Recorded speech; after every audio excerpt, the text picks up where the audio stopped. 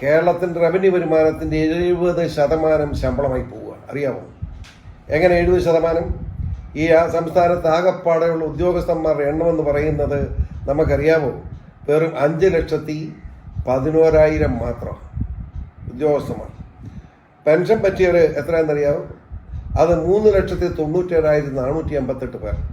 അതായത് ഈ രണ്ട് കൂട്ടരും കൂടെ എന്ന് വരുമ്പോൾ ജനം എന്ന് പറയുന്നത് 3,34,000 ജനങ്ങളുള്ള കേരളത്തിൽ ഈ രണ്ട് കൂട്ടരും കൂടെ ഉള്ള ശതമാനം 2.7 ആ 2.7 ആളുകളാണ് റവന്യൂ വരുമാനത്തിന് 70% പുട്ടടിക്കുന്നത്. എന്നിട്ടാണ് നമ്മളെ പേടിപ്പിക്കുന്നത് ഓർക്കണം. എത്ര ദുഃഖകരമാണ്. ഒരു കാരണവശാലും സമ്മതിക്കാൻ പറ്റില്ല. ഞാൻ വളരെ ശക്തമായി ഗവൺമെന്റിനോട്, മുഖ്യമന്ത്രിയോട് പറയുന്നു, നിങ്ങൾ ശമ്പള പരിഷ്കരണ കമ്മീഷനെ പിരിച്ചുവിടണം. മാന്യനായ ഒരു IAS ഉദ്യോഗസ്ഥൻ, റിട്ടയർഡ് IAS മോഹൻദാസ് ആണ് വിളിക്കുന്നത്. അദ്ദേഹം ഞാൻ സംസാരിച്ചിട്ടുണ്ട്. അദ്ദേഹത്തിന് പോലും സഹതാപം തോന്നുക ശമ്പള കമ്മീഷനെ പറ്റി.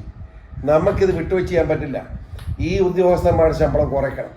പെൻഷൻ മാക്സിമം 25,000 രൂപ. MLA MP എല്ലാവരും 25,000 രൂപ കൊടുക്കാൻ പാടില്ല. ഏറ്റവും വലിയ ശമ്പളക്കാരന് 50,000 രൂപ കൊടുക്കും. അതുകൊണ്ട് കൊടുക്കാൻ പാടില്ല. കേരളത്തിലെ 56 വയസ്സ് കഴിഞ്ഞ മുഴുവൻ ആളുകൾക്കും മാസം 10,000 രൂപ വെച്ച് പെൻഷൻ കൊടുക്കുന്ന നടപടി ഉണ്ടാക്കണം.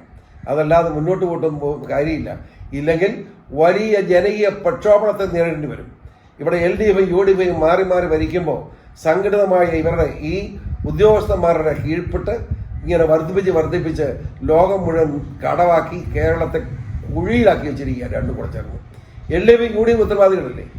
ഉദ്യോഗസ്ഥന്മാരെ പറയുന്നതിനനുസരിച്ച് പ്രീണിപ്പിക്കാൻ വേണ്ടി ശമ്പളം കൂട്ടിക്കൊടുത്ത് ഈ നിലയാണ്. ഒരു ചെറിയ ഉദാഹരണം പറയാം. ഭാര്യയും ഭർത്താവ് ഉദ്യോഗസ്ഥർ. ആ രണ്ടുപേരും ഉദ്യോഗസ്ഥരാണെങ്കിൽ ഭർത്താവ് മരിച്ചു.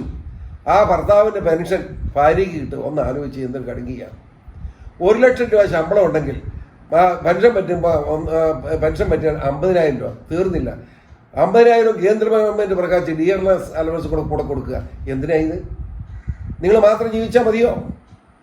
ഈ 3,34,00,000 നിങ്ങൾ ഈ 10 ലക്ഷം പാട് ജീവിച്ചാൽ മതിയോ? ബാക്കിയുള്ള എല്ലാം